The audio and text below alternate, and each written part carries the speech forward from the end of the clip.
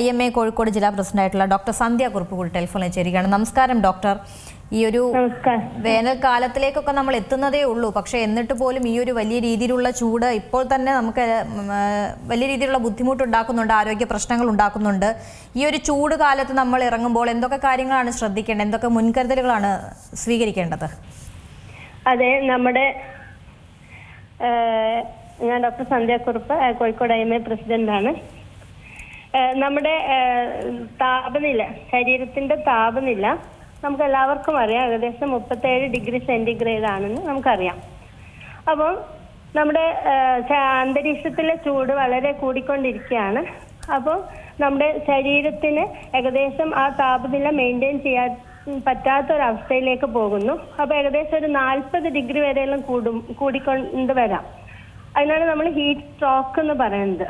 അപ്പം ഈ നമുക്കറിയാം, ഈ നമ്മുടെ മരങ്ങൾ വെട്ടി ഒരുപാട് ബിൽഡിംഗ് വരികയും വാഹനങ്ങളുടെ ഒരുപാട് ഉപയോഗവും അങ്ങനെ ഒരുപാട് അന്തരീക്ഷത്തിലെ ടെമ്പറേച്ചർ മാറ്റുന്ന പ്രക്രിയകൾ ഒരുപാട് ഉണ്ടായിട്ടുണ്ട്. അപ്പം അതിന്റെ ഒരു അനന്തര ഫലം അനുഭവിക്കുന്നത് നമ്മളാണ്.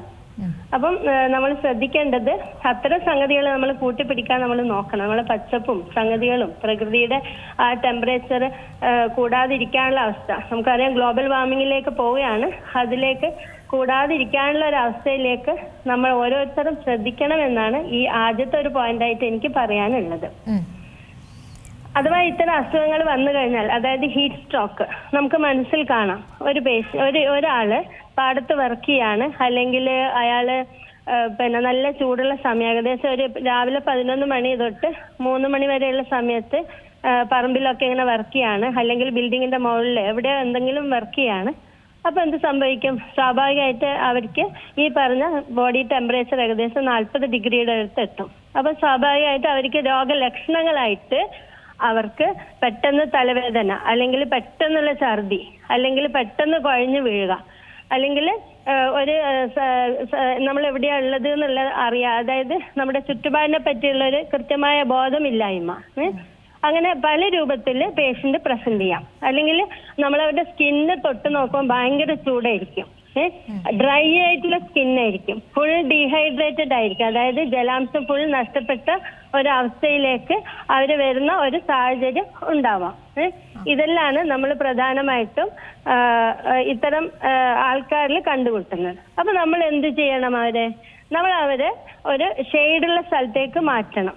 എന്നിട്ട് അവർക്ക് ഇഷ്ടംപോലെ വെള്ളം കുടിക്കാൻ കൊടുക്കുക. എന്നില്ലെങ്കിൽ നമുക്ക് ORS കൊടുക്കാം, അല്ലെങ്കിൽ അവർക്ക് എന്ത് ചെയ്യാം, നമ്മുടെ ഇളനീര് വെള്ളം, കോക്കനട്ട് വാട്ടർ, എന്ത് വേണമെങ്കിലും നമുക്ക് കൊടുക്കാം. എന്ത് വെള്ളം ഹൈഡ്രേറ്റ് ചെയ്യാണ് ഏറ്റവും പ്രധാനപ്പെട്ട സംഗതി. രണ്ടാമത്, അവര് ധരിച്ചിരിക്കുന്ന ഡ്രസ്സുകൾ ഒന്ന് ലൂസാക്കി കൊടുക്കുക.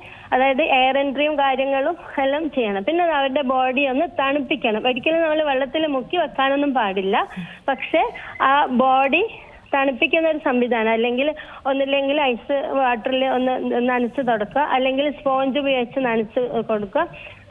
നമ്മൾ ടെപ്പിഡ് സ്പോഞ്ചിങ് എന്നെല്ലാം പറയും. അല്ലെങ്കിൽ വെള്ളം കൊണ്ട് അവരുടെ ശരീരം ഒട്ടാകെ ഒരു തോർത്തിൽ മുക്കിയ വെള്ളം കൊണ്ട് അവരെ ശരീരം തണുപ്പിക്കുക. അതാണ് നമ്മൾ ചെയ്യേണ്ടത്. പിന്നെ അവരുടെ പൾസ്, BP നമുക്ക് ജസ്റ്റ് തൊട്ട് നോക്കിയാൽ തന്നെ പെരിഫറിയിൽ നിന്ന് മനസ്സിലാവും പേഷ്യന്റ് കൂടുതൽ സിക്കാണോ അങ്ങനെയാണോ അല്ലോ എന്നെല്ലാം നമുക്ക് മനസ്സിലാവും. ഉടനെ തന്നെ നമ്മൾ ഹോസ്പിറ്റലിലേക്ക് എത്തിക്കണം. ഹോസ്പിറ്റലിലേക്ക് എത്തിക്കഴിഞ്ഞാൽ അവരുടെ BP, പൾസ് എല്ലാം നോക്കി പേഷ്യന്റ് സ്റ്റേബിൾ ആണോ എന്ന് നോക്കണം. അവരുടെ ശ്വാസം മര്യാദക്കാണോ ഉള്ളത്, ശ്വാസം ശരിക്കും തന്നെയാണോ വലിക്കുന്നത് എന്ന് നോക്കണം. അപ്പൊ അങ്ങനെയുള്ള ഒരു അവസ്ഥയുണ്ടെങ്കിൽ നമ്മൾ അവരെ ഹൈഡ്രേറ്റ് ചെയ്യണം, അതായത് IV ഫ്ലൂയിഡ് കൊടുക്കണം. ശ്വാസത്തിന് ബുദ്ധിമുട്ടുണ്ടെങ്കിൽ ഓക്സിജൻ കൊടുക്കണം. പിന്നെ നമ്മൾ ഡ്രസ്സിന്റെ കാര്യത്തിൽ നേരത്തെ പറഞ്ഞ കാര്യങ്ങൾ ശ്രദ്ധിക്കണം. പിന്നെ ബോഡി ടെമ്പറേച്ചർ മെയിൻറ്റെയിൻ ചെയ്യാൻ വേണ്ടിയിട്ട് പുറമെ നേരത്തെ പറഞ്ഞ സംഗതികൾ പോലെ നനക്ക, ടെപ്പിഡ് സ്പോഞ്ചിങ്, അങ്ങനെ ഒരുപാട് കാര്യങ്ങൾ ഹോസ്പിറ്റലിൽ നമുക്ക് ചെയ്യാനുണ്ട്. അപ്പൊ ഭയങ്കര കോംപ്ലിക്കേഷൻസ് വരാൻ സാധ്യതയുള്ള ഒരു എന്താ പറയേണ്ടത്, ഒരു അസുഖമാണ് ഈ ഹീറ്റ് സ്ട്രോക്ക് എന്ന് പറഞ്ഞ സംഗതി.